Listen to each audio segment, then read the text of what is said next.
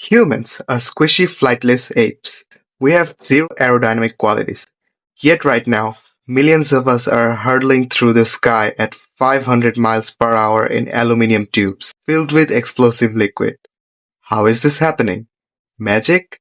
Bribes to the simulation admins? No, it's physics. But considering the fact that a Boeing 777 weighs more than a herd of blue whales, the fact that it stays at sky at all feels entirely illegal.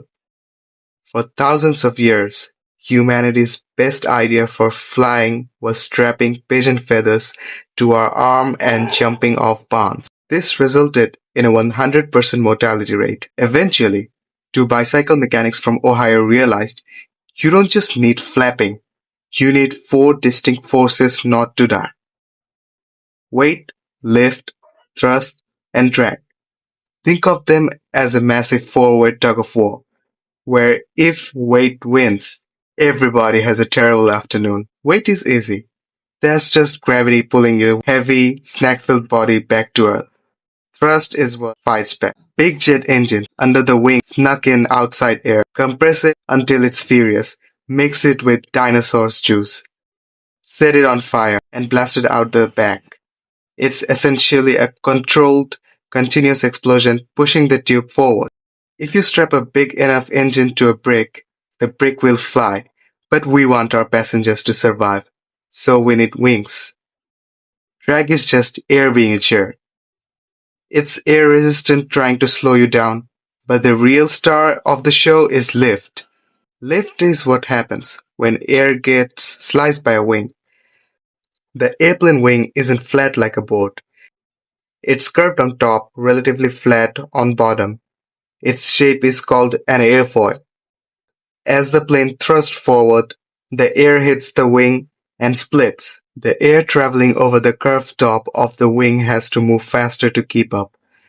Faster moving air creates lower pressure. Meanwhile, the slow air underneath creates high pressure. High pressure hates being crowded, so it pushes the wing up into low pressure zone. The nerds like to use equations to explain it, but basically, as long as you go fast enough, the air turns into a solid floor. If you look out the window, you might notice the ends of the wings bend upwards. These are winglets. They stop pressure from rolling over the wingtips and creating mini tornadoes, called drag vortices. Anyone who's ever slapped together an RC plane for a university design build fly contest knows you need to stop your battery from dying instantly. But floating isn't enough. We need to steer. The wings and tails are covered in little movable flaps. Ailerons make it roll. Elevator make the nose point up or down, and the rudder makes it turn left or right. But what happens if you point the nose up too high? The smooth air flowing over the wing detaches into a chaotic mess. The wing stops making lift. This is called a stall. The plane turns back into a brick. To fix it, the pilot has to aggressively push the nose down towards the ground to get the air flowing again. Yes, aiming at the ground is how you avoid hitting the ground. So the next time you're squished into a middle seat trying to ignore the guy snoring next to you, take a moment to appreciate the terrifying, beautiful math keeping you alive. Drop a like and hit subscribe so I can finally afford to fly first class, or at least buy a parachute.